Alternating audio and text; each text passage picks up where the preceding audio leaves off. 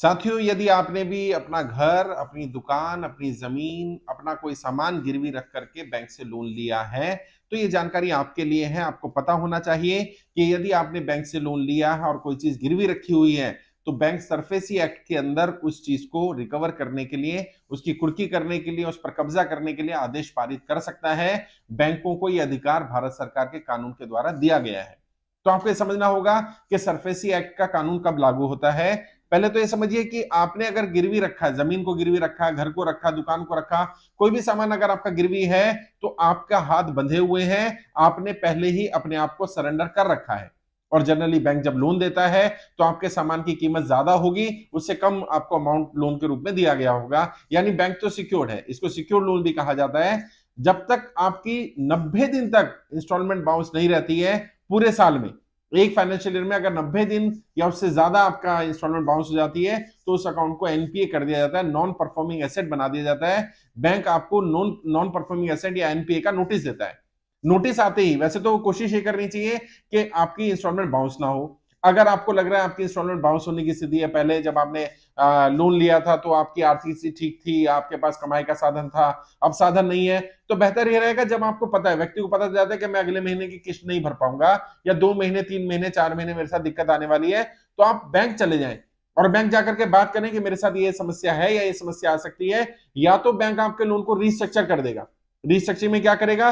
2-3 काम कर सकता है बैंक। एक तो आपकी ईएमआई को कम कर सकता है, ड्यूरेशन को बढ़ा सकता है, या आपको कुछ लीन पीरियड दे सकता है, 6 महीने का, साल भर का, 2 साल का, जिसमें आपको केवल इंटरेस्ट पे करना हो, ईएमआई ना पे करनी हो। वो डिपेंड करेगा कि आपका पास्ट रिकॉर्ड कैसा रहा है। बैंक पे जाकर के बात करिए, डायरेक्ट मैनेजर से बात करिए। और मैंने बार बार कहा है, बैंक से जब भी कम्युनिकेशन करें, बैंक से कम्युनिकेशन रिटर्न में होना चाहिए, ओरल कम्युनिकेशन ना करें। लोग गलती क्या कर रहे हैं?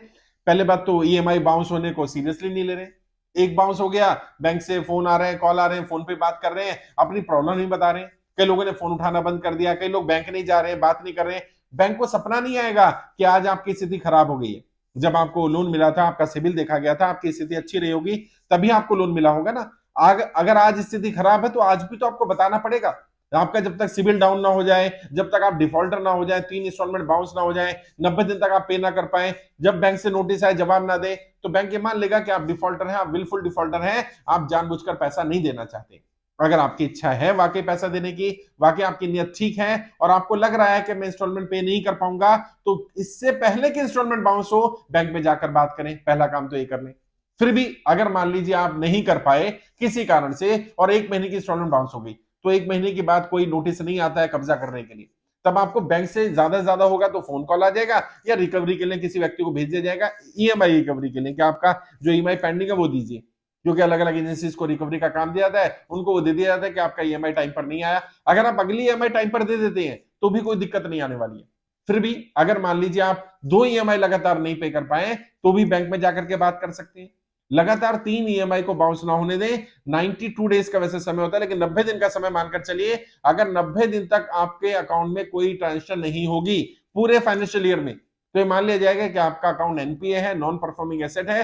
अब सरफेसी एक्ट लागू हो जाएगा और अब कार्रवाई शुरू होगी। वैसे जनरली बैंक एनपीए इतनी जल्दी डिक्लेयर नहीं करता। बैंक कोशिश करता है नेगोशिएट करने की। बैंक का क्यों नहीं करता है एनपीए डिक्लेयर? क्योंकि ज्यादातर बैंक जो है वो शेयर मार्केट में लिस्टेड है, और उनकी बैलेंस शीट भी जाती है, उनकी रिपोर्ट भी जाती है। अगर उसने 15-20% से ज्यादा एनपीए दिखा दिया तो उसका शेयर मार्केट में वैल्यूएशन कम हो जाएगा, उसके शेयर के प्राइस गिर सकते हैं। तो बैंकों के ऊपर भी दबाव रहता है कि बैंक तुरंत अकाउंट को एनपीए नहीं कर देता। 3 इंस्टॉलमेंट बाउंस होने के बाद भी बैंक नोटिस देता है, बैंक के थ्रू नोटिस आता है।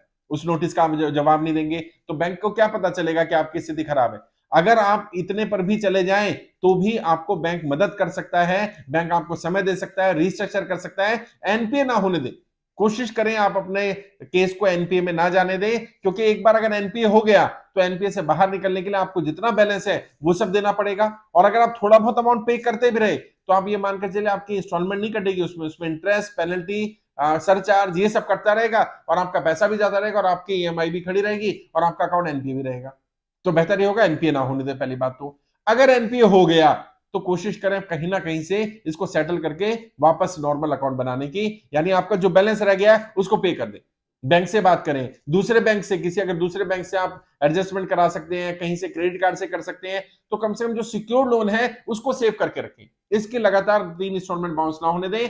90 डेज पूरे फाइनेंशियल में 90 दिन तक अगर इस अकाउंट में अमाउंट नहीं डलेगा तो ये माना जाएगा कि आपका अकाउंट एनपीए, और लगातार 3 इंस्टॉलमेंट बाउंस होंगी तो एनपीए हो ही जाएगा। अगर मान लीजिए 1 महीने में आपने ईएमआई नहीं डाली और अगले महीने से कंटिन्यू कर दी, 2 महीने बाद फिर 1 महीना छोड़ दिया, 3 महीने बाद फिर 1 महीना छोड़ दिया, ये भी 90 दिन ही काउंट किए जाएंगे। वैसे जैसे मैंने कहा जनरली बैंक 3 लगातार ईएमआई को ही एनपीए काउंट करता है, क्योंकि बैंक भी नहीं चाहता कि किसी अकाउंट को एनपीए डिक्लेयर किया जाए, क्योंकि उसके उस बैंक की रेपुटेशन पर भी, इमेज पर भी फर्क पड़ता है। लेकिन अगर मान लीजिए आ गया है तो अब आपको सरफेसी एक्ट में नोटिस आएगा। पहले 13(2) का नोटिस आएगा, एक्ट 13 है सरफेसी एक्ट का, धारा 13 उपधारा 2, इसमें नोटिस आएगा। फिर 13(2) का नोटिस का अगर आप जवाब नहीं देते तो 13(4) का नोटिस आएगा। अगर उसका भी जवाब नहीं देते हैं तो उसकी धारा 17 के अंतर्गत आपकी जगह को सील किया जा सकता है, बैंक अपने कब्जे में ले सकता है, एसडीएम के थ्रू ऑर्डर लेकर के बैंक उसको अपना अधिकार उस पर जता सकता है और बाद में फिर उसकी ऑक्शन भी कर सकता है। कैसे? सरफेसी एक्ट का अगर नोटिस आ जाए तो क्या कर रहा है, 13(2) का नोटिस आया तो क्या कर रहा है, 13(4) का नोटिस है तो क्या कर रहा है, आर्टिकल 17 में अगर आपको नोटिस आ गया है, आपकी जगह को सील कर दिया गया तो क्या कर रहा है, उसके बारे में रेगुलर जानकारी देता रहूंगा। लेकिन बेहतर यह रहेगा आप अपने अकाउंट को एनपीए ना होने दें। कोशिश ये करें कि लगातार 3 इंस्टॉलमेंट बाउंस ना हो, साल में 90 दिन लगातार आपके अकाउंट में पेमेंट ना जाए, ऐसी स्थिति ना बनने दें। अगर आपको लग रहा है आप ईएमआई पे नहीं कर पा रहे हैं, कोई स्थिति खराब हो रही है, बैंक से कम्युनिकेट करें और रिटर्न में कम्युनिकेट करें। जैसे मैंने कहा बैंक रिस्ट्रक्चर कर सकता है, आपको ईएमआई में रियायत दे सकता है, ईएमआई को कम कर सकता है, आपके ड्यूरेशन को बढ़ा सकता है, आपको लीन पीरियड दे सकता है, आपकी बैंक अलग अलग तरीके से मदद कर सकता है। आप जाकर बैंक से बात तो करिए। अगर एनपीए हो जाएगा तो एनपीए को खुलवाने की कोशिश करिए, नॉर्मल अकाउंट बनाने की कोशिश करिए। अगर एनपीए होने के बाद भी आप थोड़ा बहुत अमाउंट डालते रहेंगे, उसका कोई बेनिफिट होने वाला नहीं है। और मैंने बार बार कहा है, आपको कर्जा मुक्ति अभियान में जुड़े हैं, अच्छी बात है। अगर आप ईएमआई पे कर सकते हो तो पे करते रहिए, विलफुल डिफॉल्टर मत बनिए।